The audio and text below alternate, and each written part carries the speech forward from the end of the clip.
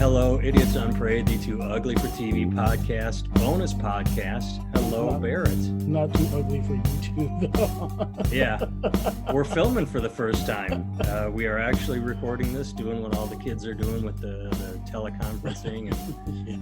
so you have the option to listen to the audio or jump over to YouTube, Nathan Timmel. Just search me out and I'll post it there. Happy birthday. Oh, thanks. I texted you that at like 12:16 in the morning. Yeah, in the morning, right after it was. I was Yeah. trying to do that City Slickers thing where Billy Crystal's mom would call him with the, and then at 5:37, I don't remember the time, but I wanted to get in and get you a early happy birthday. So, Thank you, sir. and what a happy birthday it is for you, huh? Right. 2020, COVID, race riots. I feel like starting this conversation like the Nazi in Raiders of the Lost Ark when Marion tries to escape and he's in the tent doorway and sits down and like, what shall we talk about? Like, what are we going to talk about? The country's on fire. That generally we try and talk about race, and that's all anyone's talking about. So how do you want to jump in? Where should we start? I mean, I have so much to say about it because I've been getting phone calls from people for the past few days. All my white friends call me to then talk about it.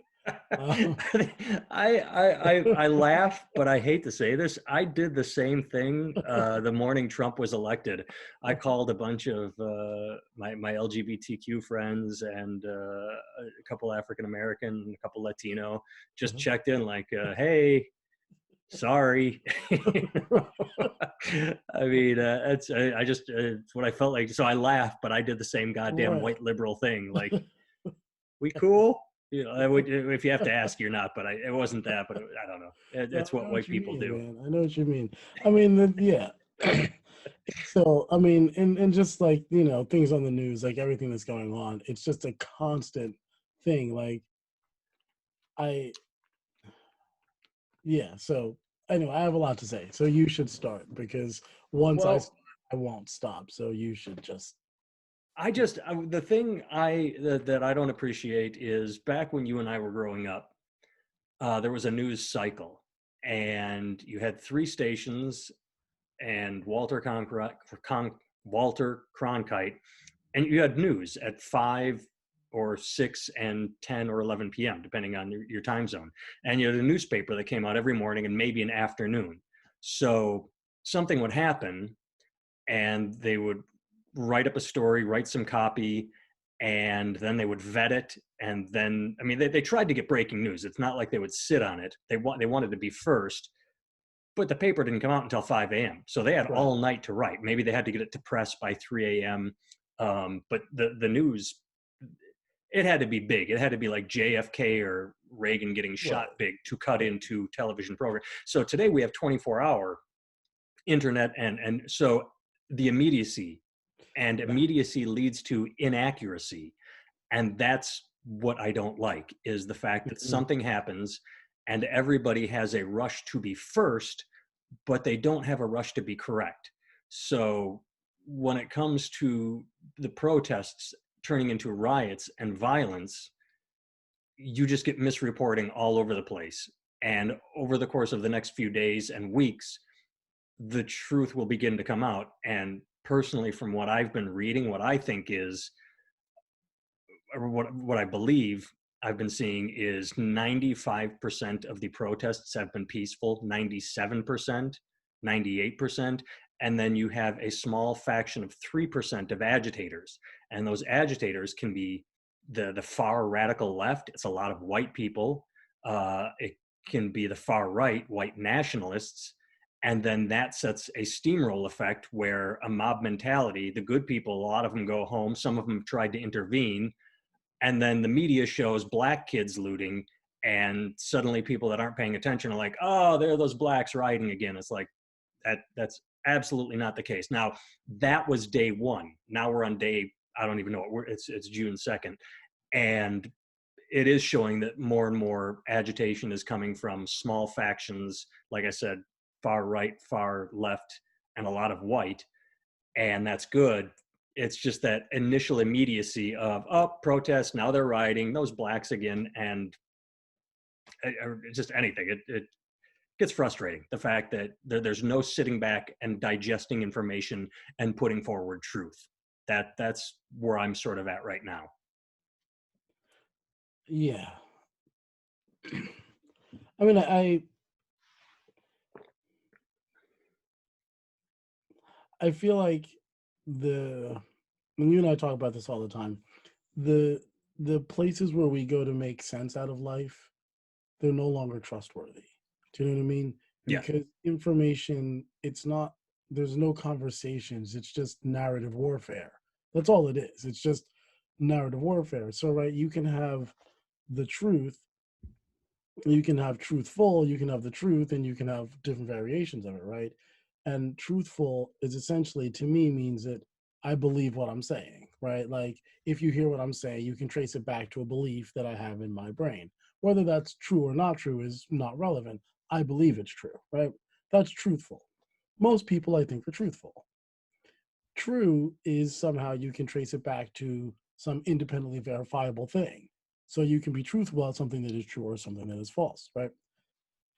I think that nowadays we have a lot of people where we have these major issues, huge issues, right? Arguably existential issues, like the things that decide the fate of humanity, right? We have these massive issues and we have huge polarizations on them, right? And you can, with a Google search, find hundreds of real factual looking and sounding things that for issues that are too complex for any one person to figure out, right? Like the problems that we're having in this country are way too complex for one person to figure out. Now you and I seem to figure it out every week, We but do a good job at it. but really, like they really are too complex for any one person. So you have to go outside of your own brain to do some collective thinking. So you normally source that to a person or something you trust. And now, because of the way things are, you don't actually know who to trust. Like, that's the truth of it, right? Like, you can kind of prove anything. And most people, honestly, they have far more conviction than they have research. Do you know Yeah. what I mean? What I think you're getting at, and correct me if I'm wrong, is the system of confirmation bias and echo chamber reality, where Right. it's not a matter of who do you trust. You search out who you want to trust, which is how we end up with the flat Earth Society, how we end up with chemtrails, how we end up with truthers. I mean, It's but yeah, but I mean, like, let's take something like, let's take something a bit, let's take like, not flat Earth, right? Like, let's take, well, can we stick to the riots? Because I have an example, yeah, maybe. You tell me what you think of this. Can I give you an hmm example? yeah, Okay, I say this on the podcast a lot, I believe. I went to high school with some pretty stupid people. I lived in a small Wisconsin racist town, and I was surrounded by assholes. And because Facebook is Facebook, they all friend request everybody, and I'll get something like, "Who is this person?" Oh, we have 68 mutual friends, all from high school. Okay, click, fine, whatever. I don't remember any of them, and that happened yesterday, or I had someone on my list, and yesterday he posted I posted a quote on Facebook from the Blues Brothers. I posted Elwood's intro to Everybody Needs Somebody. We're so happy to see all you people here tonight, and we'd like to especially welcome the representatives of the Illinois. He responded to that with a meme that said, "These leftist black radicals killed this white business owner who was just trying to protect his business." And I'm like, what in the fuck are you? First of all, inappropriate. Then the racially charged shit. So I quick Googled Dallas, Texas, and I found the story nowhere near the truth. This guy was a customer at a bar. He liked the bar. He saw the riots. He chased protesters with a sword. They said, "Holy shit, there's a guy with a sword," turned around, kicked his ass, took off. he's fine. He issued a statement. He's in state, like not dead. And he said, maybe I shouldn't have done that. And there's a picture of a couple black guys beating this guy up. You can't see that he's a white guy in the picture I saw, but this idiot asshole I went to high school with, who likes the confirmation bias of, or the flat earth of, the protests and the anger, and they're all thugs. What asshole Trump is tweeting, that meme spoke to him, so he shared it. No investigation, and it took a 2-second Google search to find the story and find multiple sources to say that this is what happened. And even like 10, 15, 20 minutes later, was I able to find, now there's a meme circulating, and the website BuzzFeed, which I don't even really like, has started a tally of click here, and we're going to put all untrue stories here and debunk them with sources. And that one ended up on the list. So is that kind of what you were talking about? I think we've strayed from the Yeah, point, but you were no, I talking mean, about. it is right. Well, I mean, I would argue it's confirmation bias, but it's also, I mean, it's a bit of confirmation bias, but it's also stuff that sounds legitimate. Do you Yeah. know what I mean? Like let's say you take global warming, right? Now, here's the honest truth. I believe that global warming is real, right? I haven't done a crazy amount of research on it. I grew up in a family that's pretty liberal, and the whole narrative my whole life is that it's a real thing, right? So I believe it because I was trained to believe it, like a religion, anything else. Now, the research that I have done, small though it may be, seems to lean towards it being real. I've heard plausible arguments from people that I couldn't necessarily recite, but I remember at the time hearing them and going, well, that doesn't sound ridiculous. I know I don't believe it, but it doesn't actually sound ridiculous. It just sounds like something I don't believe.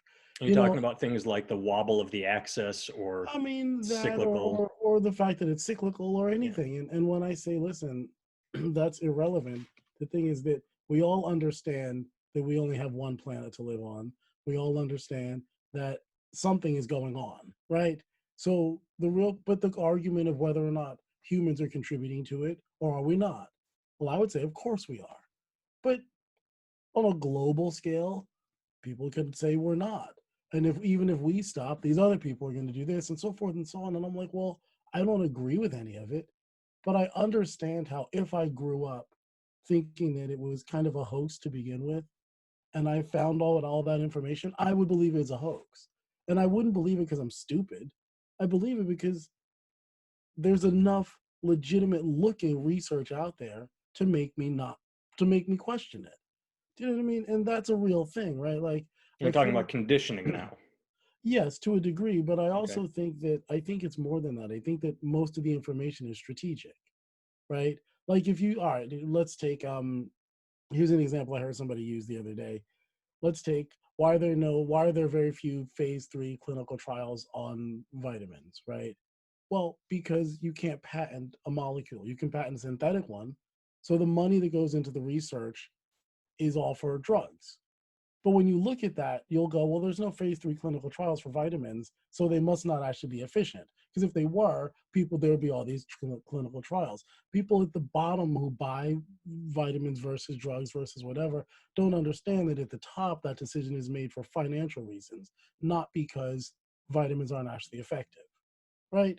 But it would look like they are. And you could say, well, this has never been proven because there's no phase 3 clinical trials, so you shouldn't take it. But here's our drugs that have these trials, right? That's the truth. But is it actually true? Do you know what I mean? Like you can read things that appear to be true and they're just not true, but you could believe it and you wouldn't be an idiot because you believe it, right? Yeah. So I think that when it comes down to it, we have a left side and a right side that both have what the other side considers to be ridiculous information and what they consider to be really factual information. And I can see how they both are fighting for the soul of this country. What type of leadership should we have, right? The leadership that does a top down thing or the leadership that does a bottom up thing, right? And you have people who are saying simple things, right? Again, not my words. Somebody else said this. I'm just paraphrasing. That, like, you have this pull yourself up by your bootstraps mentality, and that makes a lot of sense. But oddly enough, there's more people who seem to be able to pull themselves up by their bootstraps who were born in the Hamptons or Beverly Hills than people who were born in some trailer park in the middle of some place or in the middle of some hood somewhere. You know what I mean? Yeah. Right? Whatever their racial equivalent are. You know what I mean? Like, Well, not even just I'm the just talking about haves just and the have-nots. A right, lot of exactly, haves right, seem to exactly, be able to pull right. themselves up, and the have-nots cannot. Right. And but if you have a some kind of zero sum game, if you take that to the conclusion, it self terminates, right? Like you can't have a thing, you can't have a winner take all in a society, right? Because Right. what you have is what you have right now, a huge inequality of wealth, and people can argue that that's not true, but it is, and it's not. You can't change that, right? From the generosity of the people at the top, because there's a there's a woven into the system of success is that sociopathy will lead you to the top, right? Like it's a competitive market, so you don't win because you're the best, you win because you're the best at winning competitive games, right? And we have this whole kind of situation which leads us to where we are today. Two sides of people who really strongly believe in what they're saying, and they're literally at odds with each other, but each one of them thinks the other one is the devil, and they're each one of them thinks they're the good guy, right? Like when we look at Germany back in World War II, it was really clear we felt like the good guys, right? We went in and we kicked everybody's ass and showed them what was what and saved the world, right? That's the story we tell ourselves as Americans, and we went in and saved the world, right? I and like we, it. Makes me feel good. and that made Yeah. us good guys, Yeah. right? And then we came home and had the not the Jim Crow South, but you know what I mean. Like in the '40s, what were black folks being treated great? You Yeah. know what I mean? Every Right, African American soldier, every black soldier is like, all right, right, thanks for your service. Go back to your right, position in exactly, life, right, exactly. And back so in the right, fields or whatever. like Yeah. and so for years, black people have been fighting in wars to prove we're American, doing all this stuff, and every turn it's like, okay, thank you for your service. Now get back in the fields, right? And yet we were fighting that very thing in another country. But in our country, we were like, nah, we're going to allow it to happen here. But anywhere else, we're going to go fight it because it's wrong, right? It's ridiculous. The mental gymnastics it takes to do that. Seriously. Like the mental gymnastics it takes to have some of the most brilliant treatises on peace, um, like individuality, emancipation, freedom, freedom from tyranny, were written by people who just went out and fucked their nigger bitches in the back. Do you know what I mean? Right. Like it's ridiculous. You have these beautiful documents from people who are just raping their slaves. You know, it's like the mental gymnastics it takes to write these things and then go do that and not see any, like. But that's where this country. That's what we're best at. We're Well, best. because it continues. Because I think Right. Vietnam, if I'm not mistaken, was the first time. I think it was Vietnam. I get confused. Someone got in a lot of trouble for saying, maybe it's more recent than that. Someone got in trouble for saying it's not the best and brightest that are going and fighting the wars. It's the people that are trying to escape poverty or who have no future. It's not, the Harvard kids that are, look at our president, President Bone Yeah. Spurs. They don't go into the army and fight the wars. It is the people that have no future. And what you say, the mental gymnastics, is like, all right, you're good enough to go fight our wars, but when you get home, thanks for your service, goodbye. I mean, you're Right. you're you're back to the same lot in life. You're not. Right. We say you're a hero. We use the word hero, but depending on the color of your skin or your ethnicity, you are still, put in categories. Yeah. Yeah. And I think that that kind of thing persists, right? So now we have a situation where you have these two sides that are completely rivalrous, playing information warfare with narrative warfare with each other, with credible stuff and really good deep fakes, Yeah. really good ones, right? Like stuff that, I mean, shit, man, I remember when Jurassic Park came out. I was like, wow, you know. And now it's like, oh, this whole thing. But like, you know, like shit, you can do that shit on your iPhone now. Not to go down a stupid path, but I have kids, as you know, but anybody that tuning in for the first time, 5 and 7, and just started introducing them to Harry Potter, and we're on the 5th movie right now. The difference in special effects between Harry Potter 1 and 5 is insane. You go back to Jurassic Park, I mean, shit, Harry Potter 1, they're on a broomstick and it looks like one of those old 50s movies where they're driving a car and the background is, and then Harry Potter 5, you're like, holy shit. And now today, like you said, the deep fakes I are, mean, God, you do that shit on your phone. yeah, You know what I and they mean? look amazing. It looks like Right, someone is saying something, or someone, right.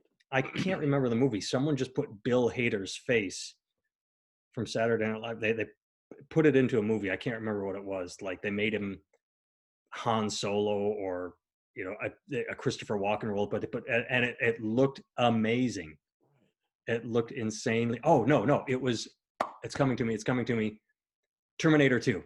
They made Bill Hader the second Terminator, not the Schwarzenegger, Mm-hmm, but the cop one that was played by Robert Patrick, I think. I mm-hmm. mean, it looked amazing. You would have thought that was the movie. That's how Yeah, good it was. yeah. So now, like you say, now imagine doing that to the news, in the news, with videos and or I mean, and everybody with a fucking with 2 cameras and a switcher and some fancy lights can look like they have a news show. Like literally, you yeah. know, right? Like you like with a very small investment, you and I could be sitting in a room and looking like we have a real legit news show. Well, that's what I only learned about this a couple of weeks ago because of John Oliver, OAN Network, One America, One America Network. I think that's what, I don't know. It's just a YouTube channel that they just yell pro-Trump shit. Shit, that's all Alex Jones is. Alex Jones is just a backdrop, and he screams into a microphone. Yeah. I mean, like it's not and to the casual observer, like what he's saying in Pulp Fiction.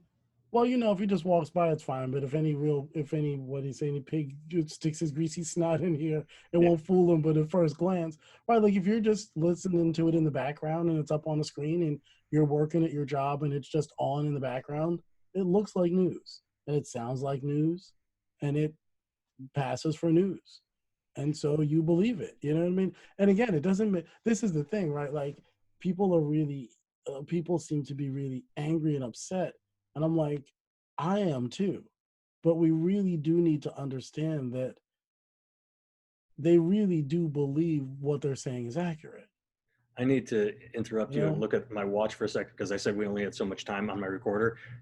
My furnace just kicked on, and for the audio recording, I don't know how much of that's going to be in the background, so I will have to go in and look for this time spot so that I can edit background noise out. Sorry to interrupt, but I just wanted to, I didn't want to make it look like, oh, Barrett's talking again. I wanted to You're acknowledge like, oh, I'm about to gee. look at my watch. Sorry. It was like, what is he fucking But yammering on anybody who about? knows me goes, man, that's why I'd never do a Zoom call with that motherfucker because I don't be looking at my watch. He'd see me. I don't know how much of it you're hearing, but I know my microphone is picking it up. And so that means when you're Ah, talking in my background, all it's going to be is, right. so I'll have to look for that sound wave That's and chop funny. it. It's all right.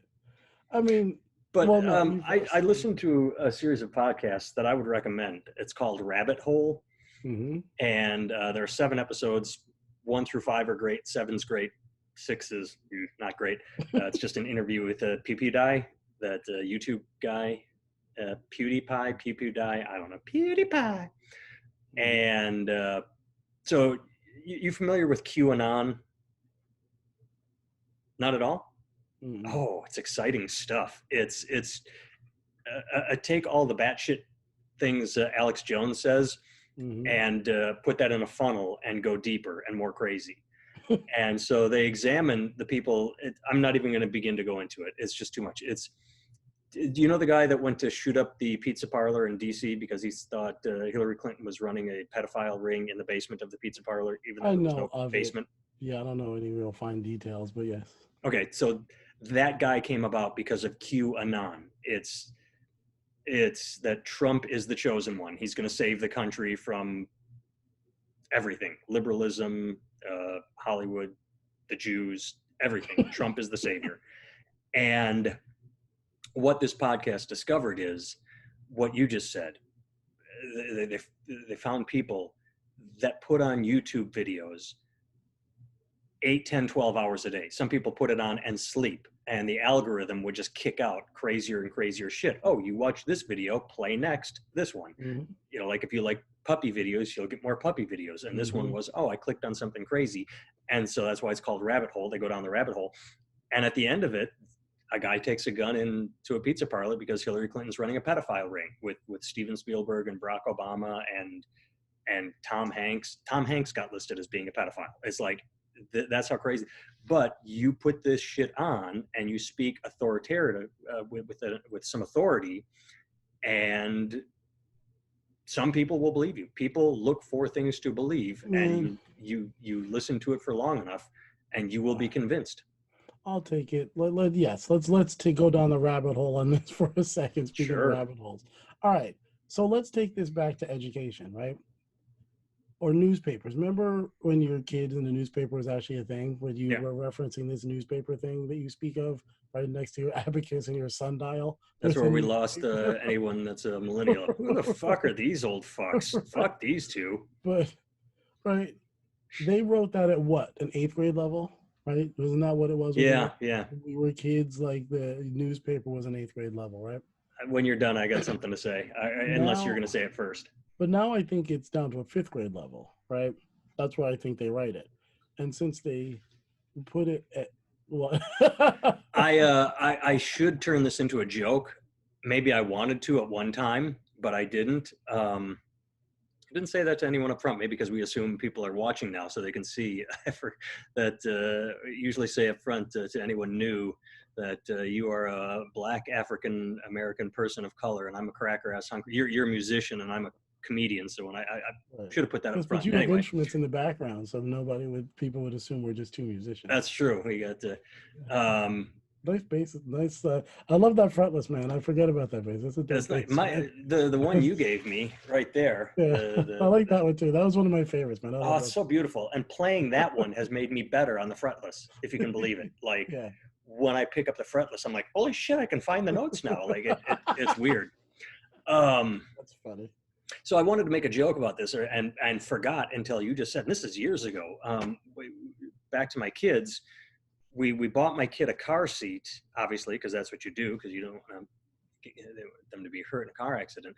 And I don't know how I stumbled across this, but car seat instructions are written at something like a 3rd grade level.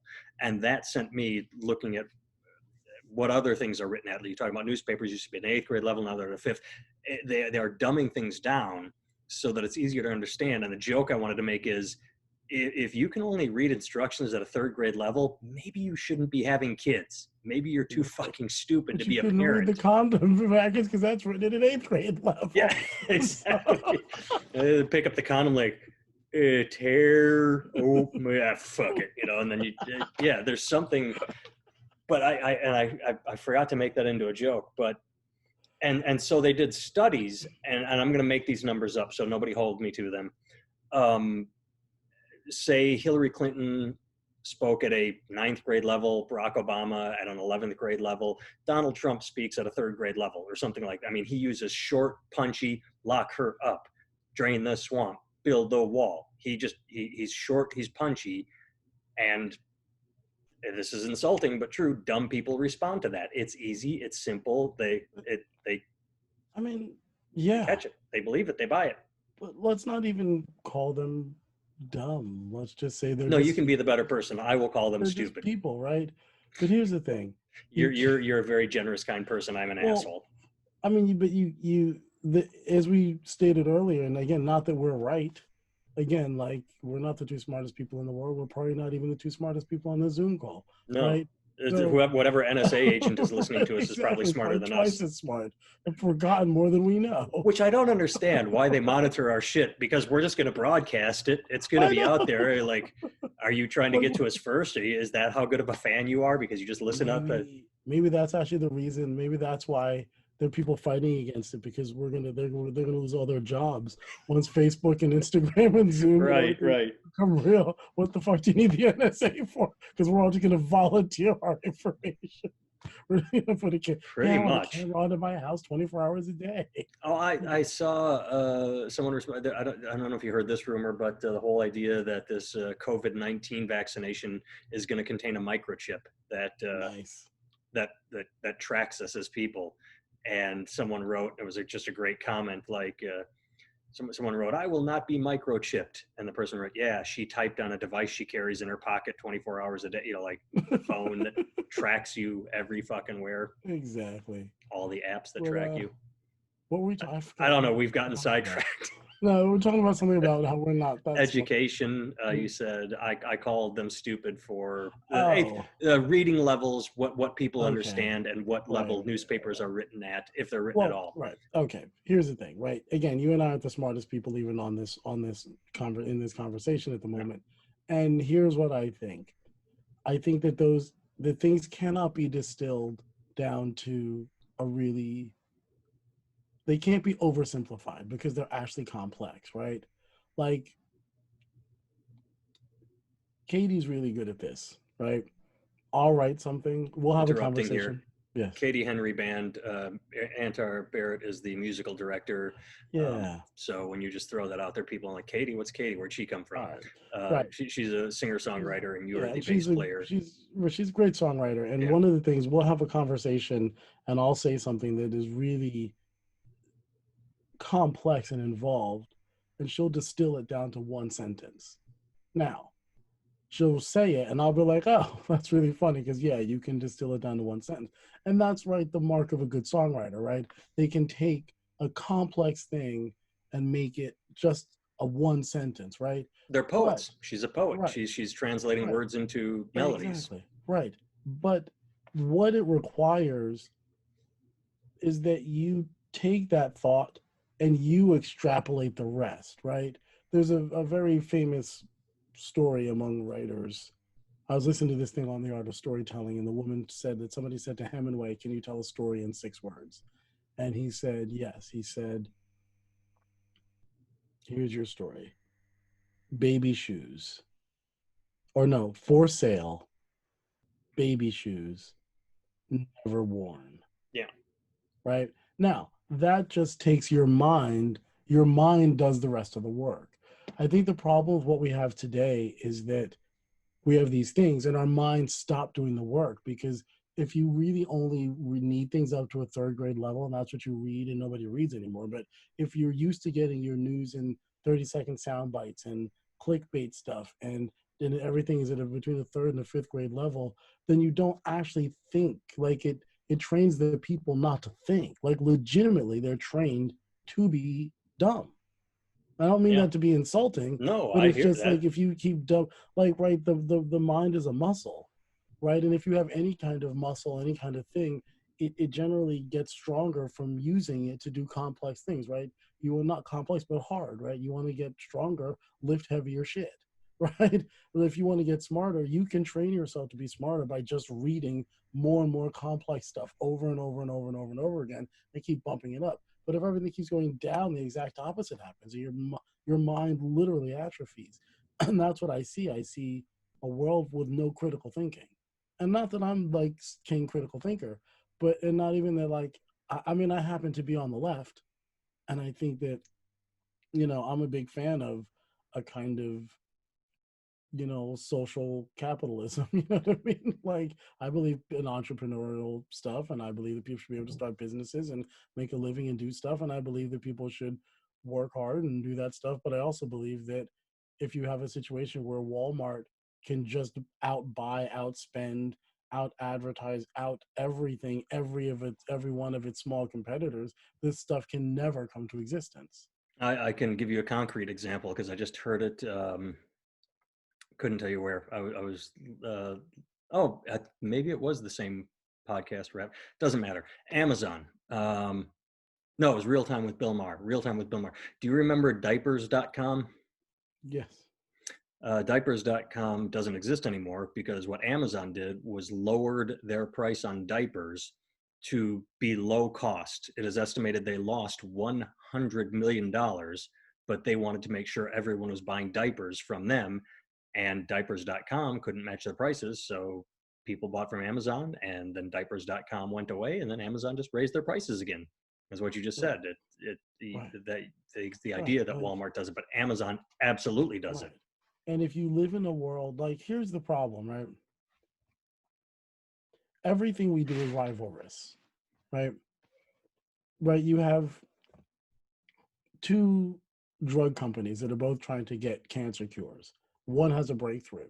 Does it actually share it with the other one so the more people get cured? Well, of course not. It actually does the exact opposite. It hides the fact that it got it. It spreads disinformation and misinformation so nobody knows, so that it can make the money.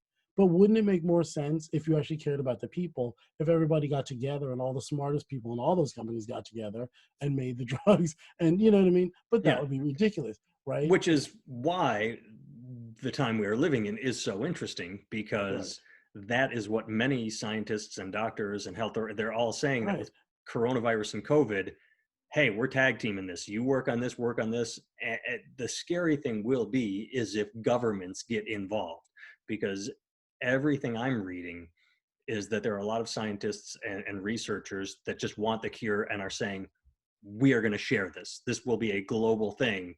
Yeah. But if you get a government involved, because there was, and I'm not trying to make this a right wing, left wing thing, I'm really not, but it's the only example I can think of. There was a company in Germany that was doing research, and Trump approached them and said, hey, come to America, I'll give you some money in tax. He wanted to buy the company and then make it an American exclusive. It's like, just let fucking Germany invent it. Let's just get this thing cured.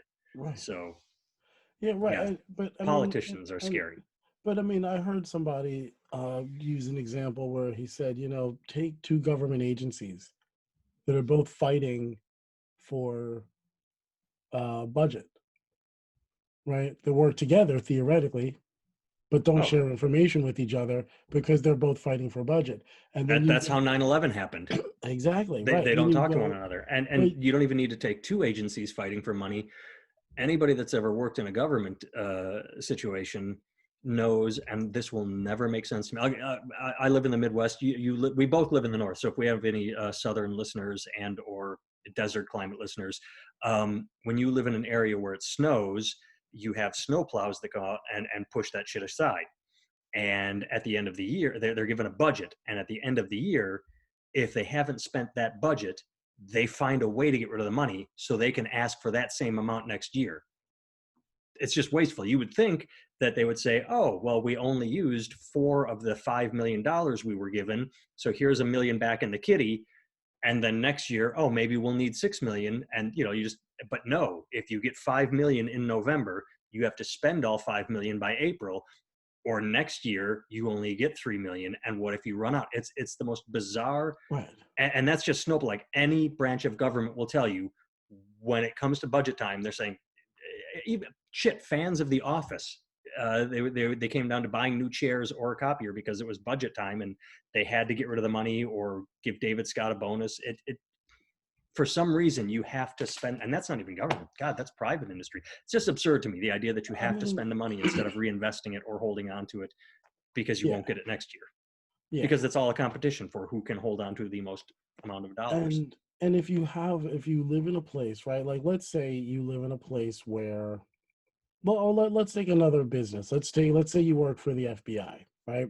And so between one floor and the next floor, there's rivalry for money. Who gets all of it? Between one section and another section, between within the sections, small teams are fighting against each other, and within those teams, people are fighting to become the leader. So at no point is it advantageous for you to share information except in a strategic manner. And yet Yeah. all these people are supposed to be working together. But everything we do is based on some kind of ridiculous game theory dynamics, some kind of zero-sum game. And that's not actually the way life is, right? Like, if you think about a country can't actually function that way. And this is, I always get to this point when we talk about racism. If we started taking if we just got obnoxious and went, look, Americans are the best, no matter what they look like, right? American women, Oh, I American, was going to say, don't we already do that? You right, meant but across the board. right, I mean across the board, right? And we said, okay, we're gonna go to to the Black community, to the Latino community, to the LGBTQ community. We're going to go to every community we can, and we're going to find the best and brightest, and we're going to put everybody in a room, and we're going to fucking milk their brains for everything they have and make this country amazing, right? That would actually really work. Do you know what I mean? Because Yeah. some of the smartest people are going to be in groups, but because of stuff like white supremacy, people go, what does that mean? It's like, it just means that, like, there are amazing books written by Black people that are only found in African American history classes, even though those people were raised in America, been in America for 10 generations. Black literature is not considered American literature. Black history is not considered American history. So it's already a dehumanizing thing, right? When people say, why we treat you like Americans, really? Then why isn't, not even like slavery. Let's not even talk about slavery, the effects of slavery. Let's just talk about good things that Black people have done, right? Inventions, accomplishments, awards, just whatever it is, just, or books, artists, whatever it is, just don't make it only in February, just make it part of the curriculum, right? Like when we're reading about Victor Hugo and he's talking about revolution and all this other stuff, that's great. So why not read about some other person's version of that, right? Like if everything only comes from a white perspective, it just literally subconsciously trains everybody, even the liberal people, into believing that no one has actually ever created anything except for Question what. for you then. Are Yes. you in a way arguing against Black History Month? Because I've I heard that suppose, argument. I suppose yes and no. Okay, because I'm, I've heard what you said, but actually wrapped in the let's do away with Black History Month because it focuses it when it should be spread out and and normalized or that's celebrated. I'm not valid. I sure. think that's valid, right? Like, but this is what I mean, right? Like we go the broad micro macro, right? When people say things like, I believe that all people are created equal and blah, blah, blah, and these people have some disadvantages, but I don't believe in these kind of social programs. Well, what do you believe in? Right? There's clearly some inequity, and some of that stuff is left over potentially from slavery, but if not from slave, like people act like slavery ended and everything was better. It's like they forget that literally just 50 years ago, 55, 60 years ago, they were, murdering Black folks or whistling at white women. You know what I mean? Right? So Mm. let's not act like that shit is so far away. Like really, let's not do that, right? But let's say that, I need to make a note because I do want to talk about something at the end of this. yes. So I don't know. I don't have anything to make a note with. I have to see how much time is left on our timer so we don't go over and I run out. Tell Siri, she'll remind you. Well, 43, so we have 17 minutes left. So, hey Siri, set.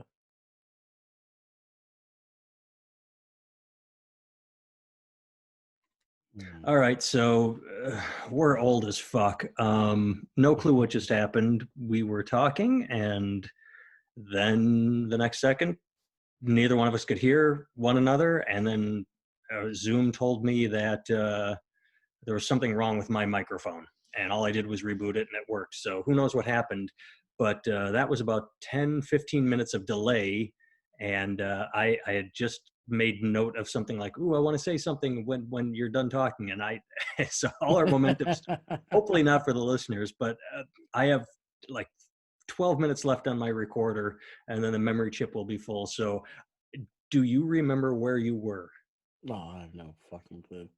Let me think Well, about it. I'm sure it was some shit we've said before. So, well, since we're running out of time, how do we loop this back to where we started?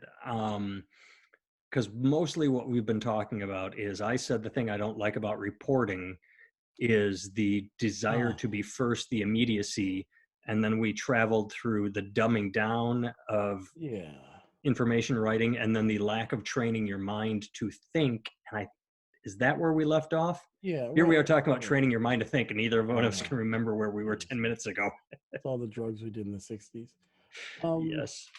I mean, but I think they're all related, right? Like, I think that, like, if you have a system, if you have a rivalry system where, Yes, that's what we're talking where about. Budgets and rivalries within systems. right, like if you have a system that is based on competition and it is based on, as you'd say, whoever gets it out first, right? It's not about, right? Like you have shareholders who'll say things like, well, it's in I have a fiduciary responsibility to make money for my shareholders. as an American, I think what we're doing is terrible. It's going to take these jobs or not give the people what they need or do this or do that or cut this or do whatever. But as the head of this company, I have a responsibility to do what is that will adversely affect America, but positively affect my bottom line and the bottom line of my Did you just shareholders. hear that this is literally just in a podcast that Oh, was that's so funny. New York Times or something I was listening to where, I mean, it's been said, even Michael Moore said he was sitting next to a businessman. Yeah, they say, okay, I can keep the company in America and the shares will be worth $1, or I can move it to China and the shares will be worth $1.05, $1.05. I have to move it to China. It doesn't matter how many lives he wrecks. It's, the Right, shareholders. right. So But basically, what we're creating is not just we're talking about budgets and competitions within. America is treated as a competition, and when you have winners and exactly, losers, that's a problem, especially when the losers overall are losers not due to ability or lack of it, but because of skin tone, ethnicity, sexual I orientation. mean, And or then that goes on for long enough, there's going to I be mean, pushback, and that brings us back to the right. protests. But I mean, but let's even, but I mean, but realistically, that's part of it. But part of it is just that we live in a rivalrous place where we have a winner take all mentality, and we do that at the expense of whatever. Like, it doesn't matter if money's the only thing that you use to judge your success by, and you really don't have any friends, and all the information you share is strategic, and the people on your own team you're competing with, right? Like, it just won't work. If you follow that to a logical conclusion, it self-terminates, right? Like, at the end, it just collapses in on itself, right? All the powers at the Yeah. top, all the money's at the top, and it just crushes the people. It's just, if you follow to a logical conclusion, it doesn't work. What we need to figure out is to have a situation where you disincentivize withholding information and lying, like a band that's really good where everybody works together, and because they all work together, it becomes a massive thing where the whole is greater than the sum of its parts, right? But that, you can see that in a band, you can see that occasionally. I'm just thinking of examples. uh, Two examples pop to mind. mm, The band U2, where everybody gets along and works together and is great. And then the Eagles, where everybody hates each other and all they do is fight, right. but they held it together long enough to be the biggest band in the world for the But 70s. And and they still were able to write great songs together yeah, and perform great songs. I mean, Fry and Henley wrote a great bunch. is a subjective word. I Right, can't stand sure. them, but But I they're mean, very but I mean, popular. if you take any band Yeah, that's a legitimate band, you'll generally see that, yeah. right? And everybody does what they're best at, and it just somehow works as a collective.